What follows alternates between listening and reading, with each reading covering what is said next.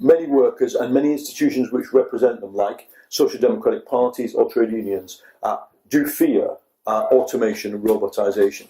I think the first thing we have to say about robots is that a robot is just a macro, like a macro in Word. Yeah? It's just taking a human activity and automating it. That's not the problem. The problem is going to be when artificial intelligence and machine learning are truly, properly, socially deployed.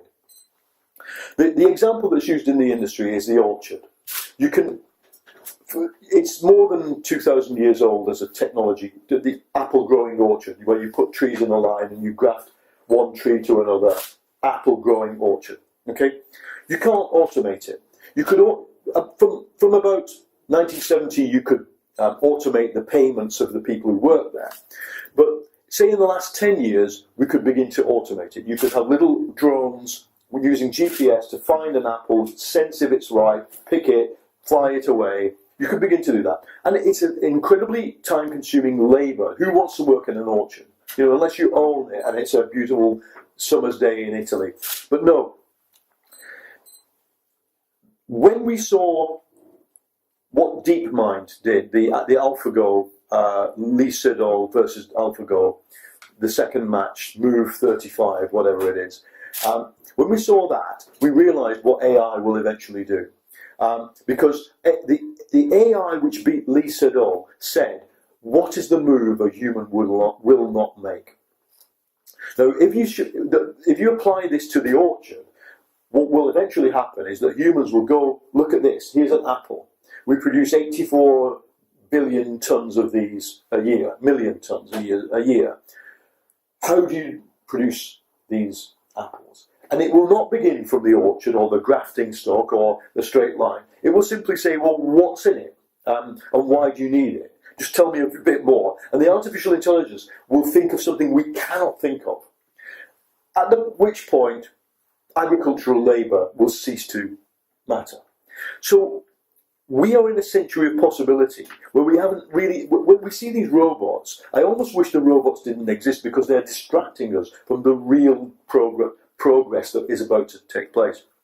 Now, it's quite understandable that in a society based on scarcity and work, people's entire identity has come to rely on themselves as workers. This was very true of my father and grandfather's generation, and it generated high social cohesion and high well-being. But there's an interest, and so even in Britain, where you get a big concentration of authors like me who believe in this thesis, you find the trade unions totally disparage it. Their classic argument is, we've heard this before, surely information technology will create new jobs. And the answer is yes, it will create new jobs, but not so many as the ones it destroys. And in that, it's very different from all previous forms of capitalism.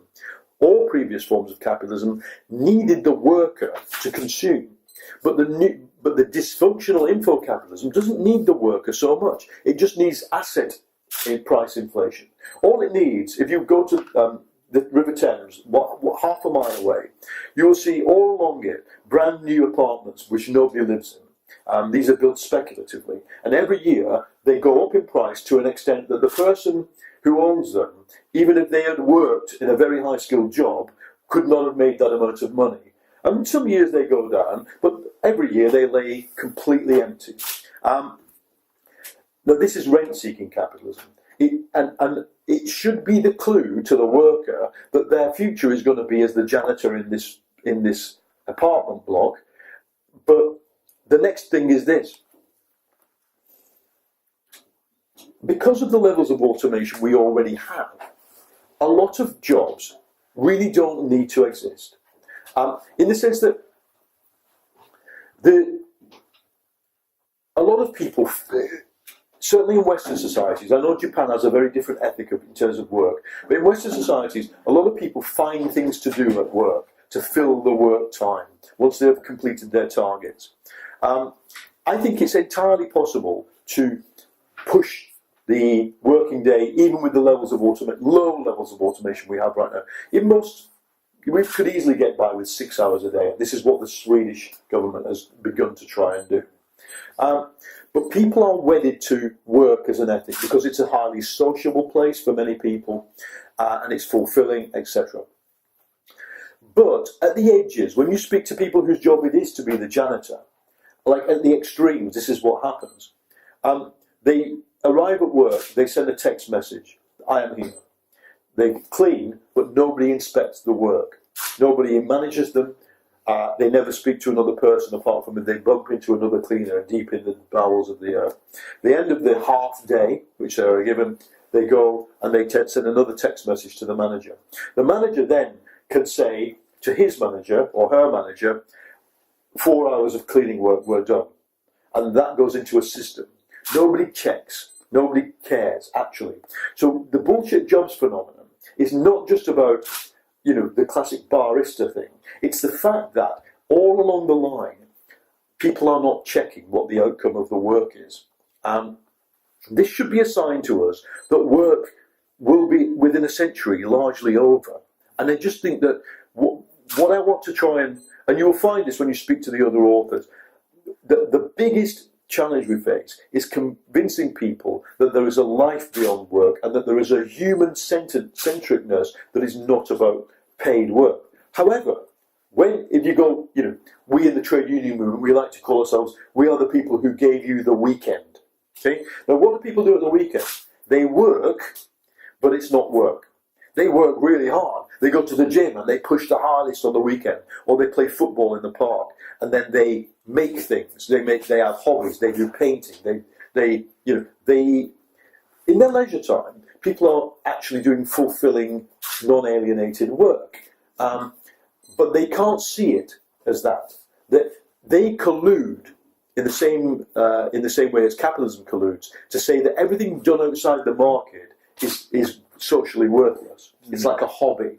You're wasting your time, but it's up to you. You waste your time. Post-capitalism reframes the non-commercial human activity we call leisure, and because if I sit in my study and I write a Wikipedia page, what am I doing? I'm working.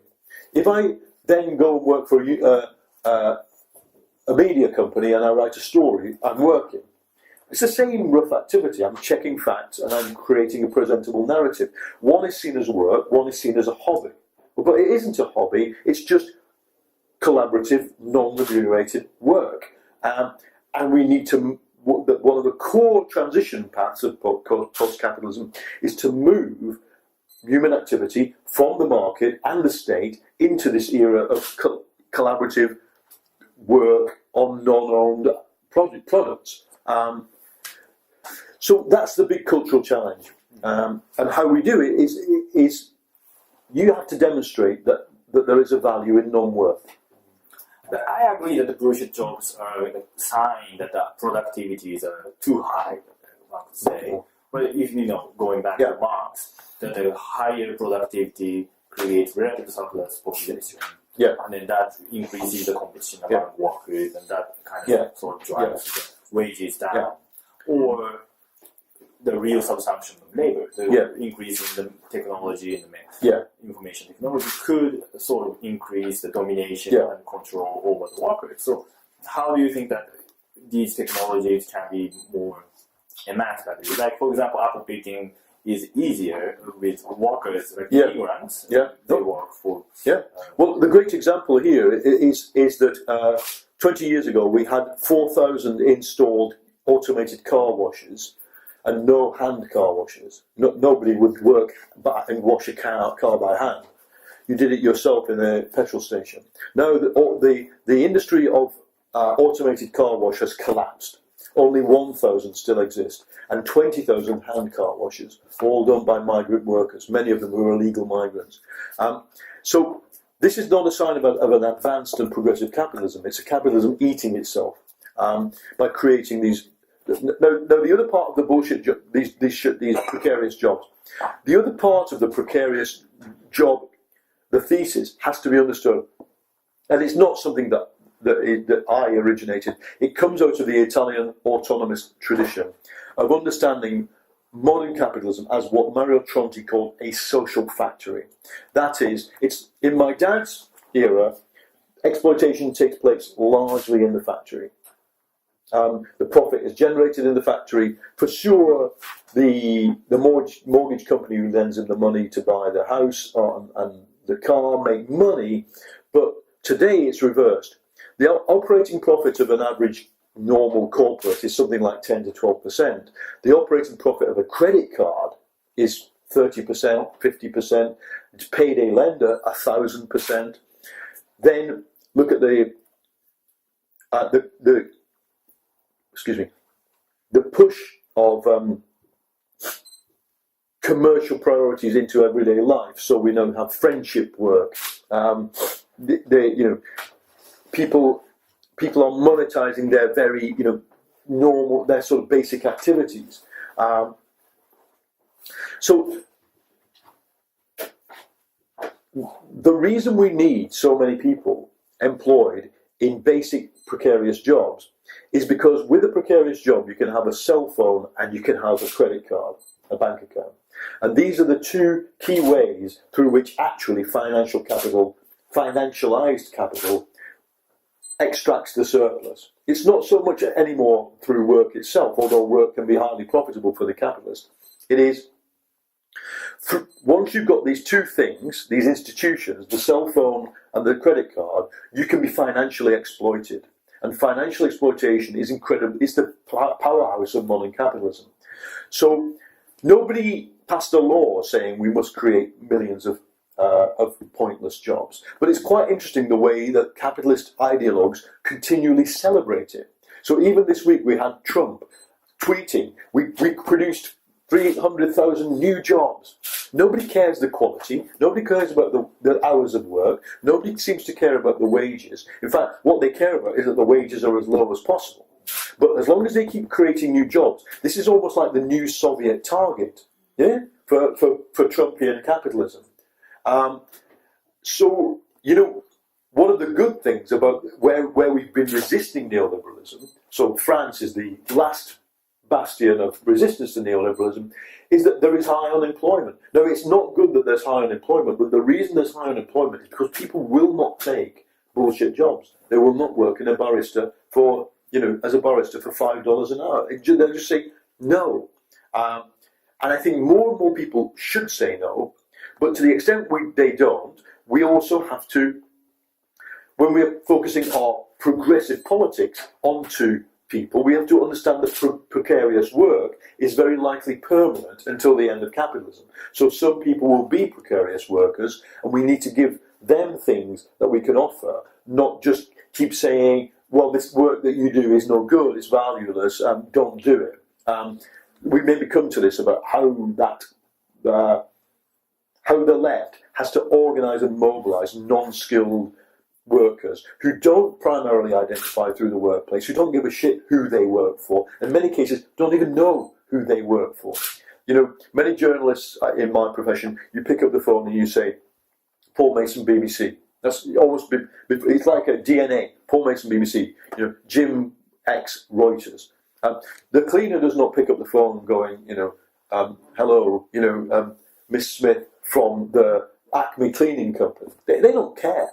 And so the trade unions are, in a way, and the Labour parties are living more and more on an island of workerism. And there's this beautiful word in Italian, operaism, which means far more. Because operaia, it means to work. And people like me are often called post-operaists, post-workerists. And we are, because we recognise that the future of humanity will not depend on compulsory work. Let me get some water. Sure.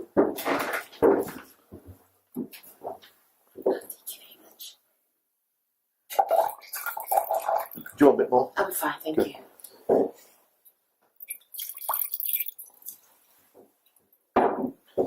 Tell me if you need me to do anything in a particular way. Are you good? If you could face this way, That way. pretend He's there. Okay. here. Yeah. Okay. Go. But speaking of the third the social collaboration kind of thing, if you look at the internet, we do sometimes collaborate, for example, in Wikipedia, but on the other side, we have full of fake news, and we have full of hate speech, we have full of, hating each other. And even like those social media can also used as a way to strengthen surveillance and domination in favor of the ruling class. How do you think that we can... The first thing we need to do is to realise that we are in the middle of a period where nobody has bothered to write the history of something. So when the railways came, it was very clear that there was Model 1, Model 2, Model 3, the gauges got wider, and then eventually they worked out signalling technology. Okay, but we have the history of the social media has not really been written. So the history of the social media has not really been written.